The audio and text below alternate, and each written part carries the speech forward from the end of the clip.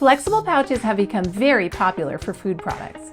They're convenient, cost-effective, and user-friendly. And what's even better is consumers really like pouches.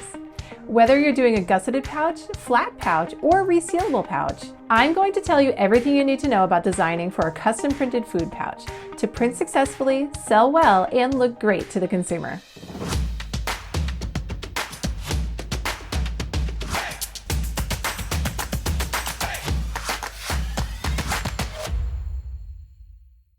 I want to cover a lot of points in this quick video, so let's dive right in. What type of film? Pouches come in clear film or metallized film, and each has different barrier properties. Work with your food development team and your printer to determine which one is right for your food product. If you want a window to see what's inside, you need to use clear film and design the window where you want it by leaving that area free of all ink. Get creative here and have fun with the size and placement. You can literally make it any shape you want and have multiple windows. Consider a window not on the front. If it's not important enough to see what's inside on the front panel, you could have a little peekaboo window on the back of the pouch or on the bottom if it's a gusseted pouch. A bottom window might be missed by the consumer, so maybe put a little call out on the bottom of the back panel to direct their attention there. Use white ink. Inks are transparent, so if you're using clear film or if your metallized film doesn't have a white finish, you need to also print with opaque white ink underneath the artwork so that the design is opaque. Sometimes one hit of white isn't opaque enough, so work with your printer to determine if 2 hits of white are needed for maximum opacity.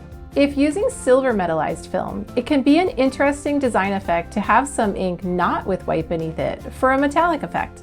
Put throwaway information above the tear strip.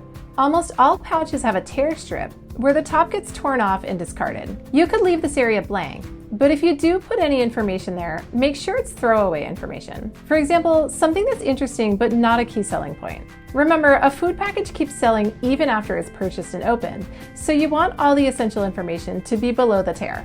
Glossy, matte, or soft touch finish.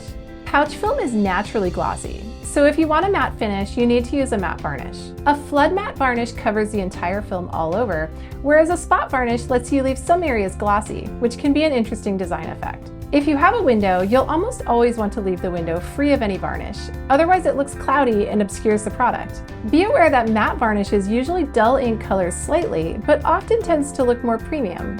Soft touch finish is a neat option for pouches that has almost a velvety feel to it and a premium look. What to print over the bumpy reseal strip? If you're doing a resealable pouch, the seal strip area tends to be a little bumpy on the front and back of the pouch. Usually the logo or name might be in this area, and I always recommend printing over the seal strip, otherwise it would be quite low on the package. It's usually a worthy trade-off to have artwork over the seal strip, even though it's a little bumpy, so your pouch design doesn't look odd with artwork down too low. Watch out for display lips. If your pouch will be merchandised in any kind of display, make sure you design so that all your essential information is above the display lip. You don't want any key selling points or callouts to be obscured by the lip. This doesn't mean don't print anything below the lip. Just make sure you have the most important information above it. A few final tips.